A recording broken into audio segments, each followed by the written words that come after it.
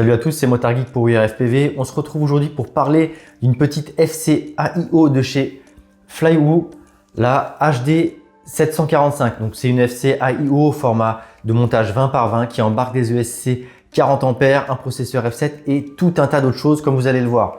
Donc c'est vrai que j'aborde pas souvent ce genre de petits composants au détail, mais là je trouve que ça vaut le coup et que ça a pas mal d'usage, en tout cas à mon goût. Donc ce qu'on va faire dans un premier temps, c'est que je vais vous la montrer sur le banc. Son layout, ses caractéristiques techniques, le packaging. Et ensuite, en fin de vidéo, je vais vous faire une petite conclusion en vous expliquant pourquoi j'ai choisi cette EFC, ce que j'y trouve d'intéressant. Et également, en toute fin de vidéo, j'effectuerai le tirage au sort du gagnant du fer à souder de chez Secure que vous a présenté Jérémy dans notre dernière vidéo. Donc, restez bien jusqu'au bout.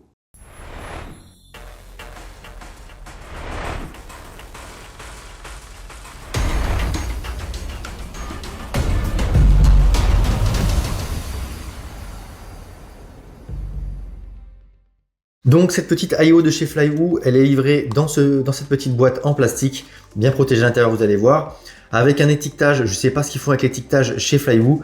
Là, on a indiqué Goku GN 745 Evo 40A. La 745 GN sur leur site, c'est une format Whoop, elle n'est pas Evo. Et aujourd'hui, elle est labellisée HD 745 de la série GN. Voilà, c'est pas ouf. En tout cas, ça c'est le nom qu'on retrouve aussi chez DFR. Chez DFR, lorsque je l'ai commandé tout simplement parce qu'elle était indiquée BLLI 32, même sur le site de chez Flywoo. Et là, vous pouvez lire BLLIS. J'ai eu peur lorsque je l'ai commandé, lorsque je l'ai reçu. Je voulais pas de BLLI 32, de BLLIS parce que c'est pénible. Il faut les transformer en BLLIM. Si on veut faire du RPM filter ou quoi, c'est moins simple et efficace que du BLLI 32. Chez DFR, ils m'ont dit pas de souci, on n'en a pas en stock. Normalement, on a commandé des BLLI 32, mais tu peux souder, vérifier. Et si c'est du BLLIS, on s'arrangera pour te rembourser. Et voilà, donc ça, c'était plutôt cool. Je l'ai soudé, vous allez voir, et c'était bien du BLLI 32. Donc l'étiquetage, faut pas s'y fier. La boîte avec de la mousse, c'est bien protégé. En dessous, on retrouve tout de suite la board sur laquelle on va revenir juste après. Et sous la mousse, on retrouve, vous allez voir, un packaging plutôt complet. Donc un petit autocollant, ça c'est du classique. Une Pictail XT60 relativement longue, elle est sympa en noir comme ça. Par contre dessus on ne retrouve pas la polarité. Alors on le sait quand on a l'habitude, le côté plat c'est le plus, le rond arrondi c'est le moins. Mais là ils ont quand même mis une petite gaine thermo rouge, faut y penser, faut le voir, qui indique que c'est le plus juste là. Donc ça c'est pas mal, c'est du AWG14, j'ai pas mesuré mais c'est suffisant normalement pour un 5 pouces. Ensuite on retrouve un petit connecteur pour Caddx Vista ou Air Unit, qui vient se brancher directement donc voilà sur la carte. Donc ça c'est plutôt pas mal, même si ils n'ont pas mis du VBAT, sûrement pour le Air Unit, et c'est dommage parce que le Vista fonctionne bien en 6S. Ils ont mis un bec 9 volts 1,5 ampères. Donc pour la science, je vais tester, même si personnellement je préfère mettre mes Vista en 6S. Donc on verra si ça passe. Je ferai des essais aussi bien en 25 qu'en 700, 1000 et 1200 mW. Ensuite on a les gummies qui servent à l'installer. Donc je vous ai pas dit, c'est des gummies en M2. Si vous les mettez en M3, les trous du M3 passent, mais du coup on peut plus faire le soft mount d'origine. Et un petit condo, je sais pas si on va pouvoir le lire, mais c'est du 25 volts 470 microfarad. Donc ça pour du 5 pouces c'est pas assez, clairement. 6S 5 pouces c'est tendu. Voilà, la XC60 longueur de câble, on est clairement sur une AIO qui vise quand même les gros quads, même si ça va très bien dans des petits quads, puisque moi le but c'est de remplacer l'AFC que j'ai cramé de mon X8. D'ailleurs vous allez voir, c'est exactement le même format, donc ça va rentrer pile poil dedans. Ce qui est génial, c'est que voilà, on peut vraiment envisager plein de builds. Là j'ai le petit fantôme, donc faut que je vous parle assez rapidement sur la chaîne. C'est pareil, on met ça là, voilà, on a tout, même dans le fantôme s'y tiendrait.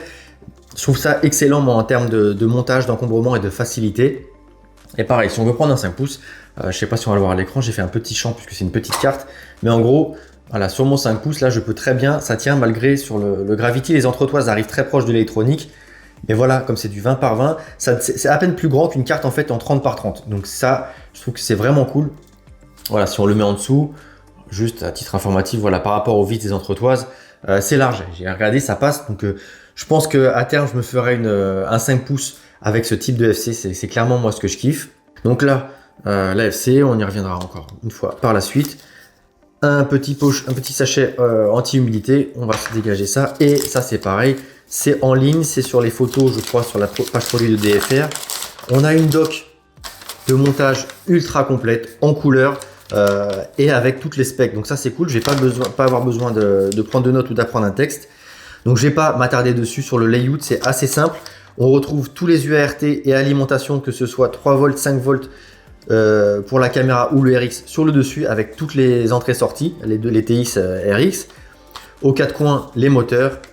Ici, on retrouve aussi de quoi brancher des LED, même s'il y en a déjà dessus. À droite, de quoi faire le GPS. La prise, donc comme je vous le disais, c'est bien indiqué, du 9 volts pour le R-Unit, le Cadix Vista. D'ailleurs, tout est... Voilà, on retrouve en plus à chaque fois les photos des différents équipements. Donc voilà, je trouve que ça, c'est vraiment bien fait. Et donc, les specs, rapidement.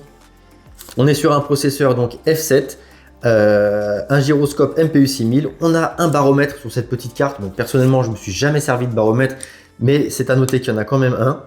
On a des LED, donc les 4 LED de chaque côté. Je vais vous montrer une petite photo lorsque j'ai soudé et que j'ai testé que, déjà quand je l'ai envoyé sur Betaflight et que sur BLI32 on avait bien les infos, je l'ai branché avec le petit short saver, avec le bouton on-off. Vous allez voir si je vais mettre en incrustation là-haut, c'est vraiment très pratique.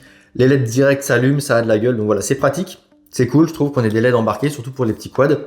Ensuite, l'USB, il est sur un VCP driver, ce qui veut dire que les 7 ports UART sont disponibles, donc là vraiment on peut brancher tout ce qu'on veut sur la carte, il n'y a pas de souci, à condition de bien aimer les petites soudures. Ensuite, c'est du classique, ça nous indique les récepteurs compatibles, donc c'est des récepteurs série type S-Bus, I-Bus, Spectrum et Crossfire uniquement, on n'a pas de PPM ou PWM, donc les vieux récepteurs, faut oublier. Ensuite, on a quand même une black box de 8 mégas à bord, 3 becs, donc le 9 volts 1,5 ampères pour le Cadix Vista.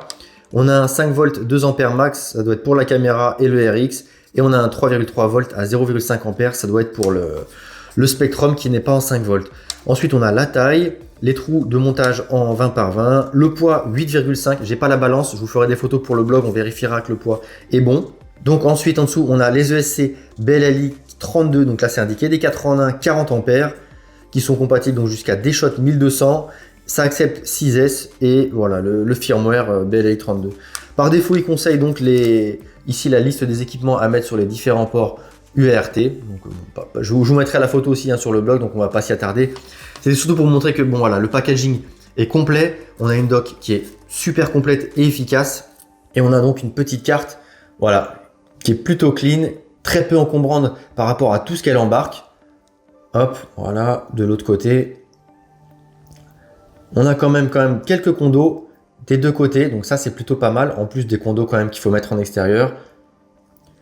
Les LED, le port USB micro, donc là moi elle aurait été parfaite avec un USB type C, je trouve ça plus pratique.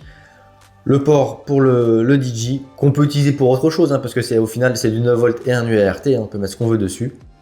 Donc voilà, c'en est tout pour ce petit passage au banc et je vous reprends en face caméra pour une conclusion. Donc voilà, comme vous avez pu le constater, cette petite Goku HD 745 de chez Flywoo, elle est quand même ultra complète. Personnellement, je suis un fan des AIO. C'est pas la première fois que j'en monte. J'en ai eu dans de nombreux petits quads. J'en ai eu dans des plus gros comme avec la Kiss CC.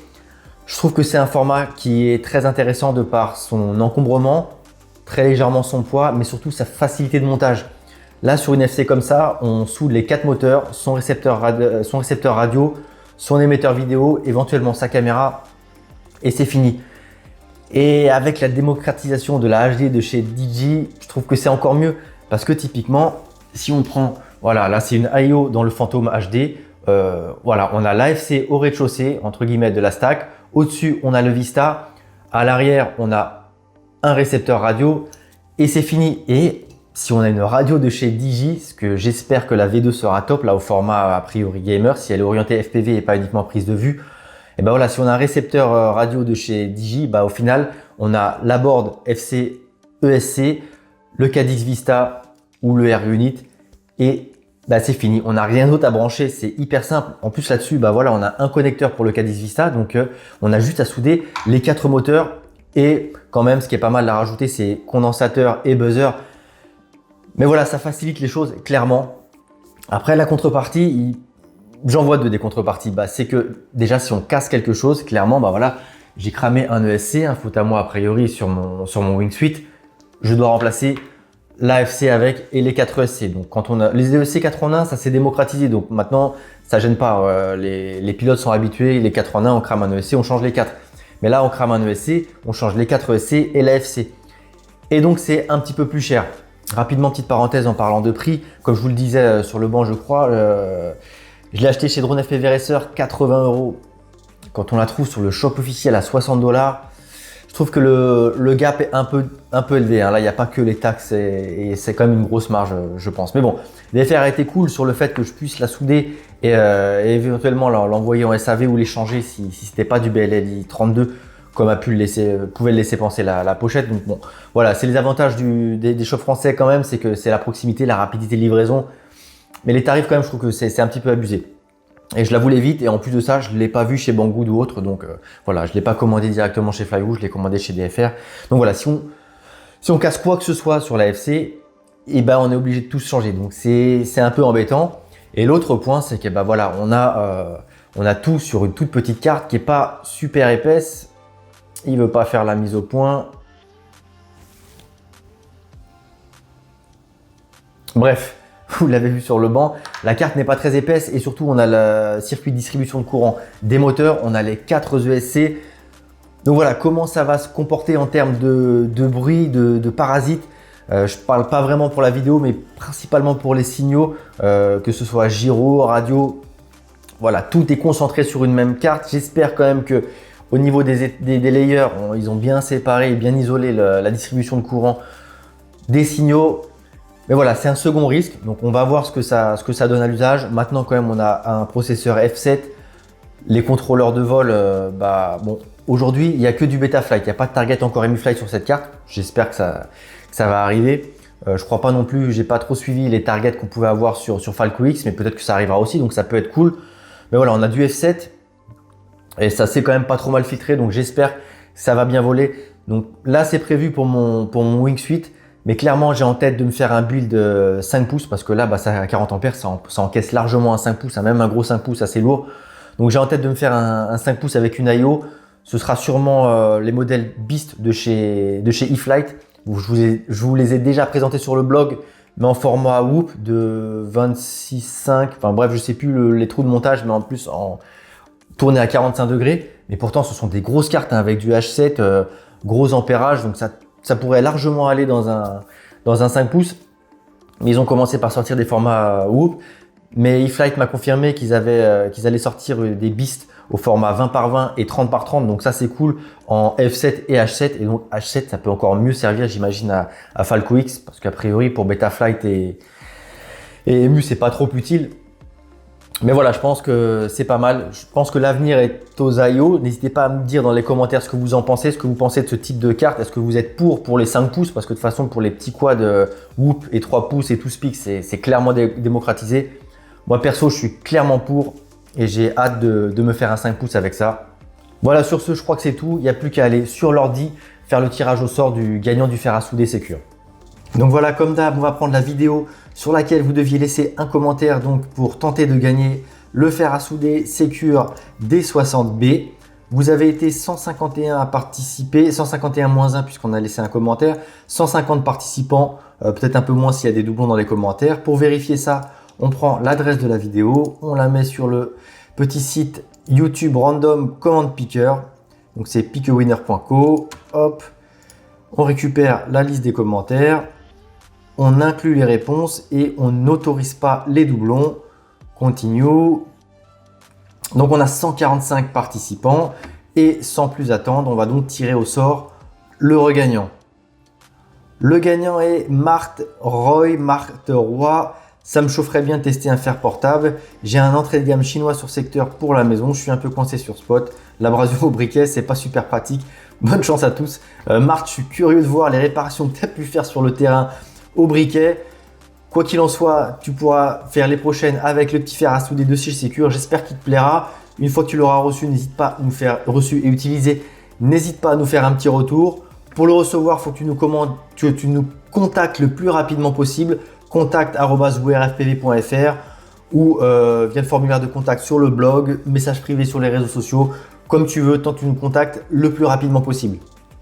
Voilà, sur ce, j'espère que cette petite présentation de la Goku HD 745 vous aura plu. Encore une fois, n'hésitez pas à nous dire dans les commentaires ce que vous pensez de ce type de carte. Et encore une fois, si la vidéo vous a plu, si vous kiffez la chaîne, si vous kiffez WRFPV, n'hésitez pas à laisser un petit pouce bleu, à vous abonner, à mettre la petite cloche de notification, ça nous aide beaucoup. Et sur ce, je vous dis à très bientôt. C'était Motard Geek pour We Are FPV.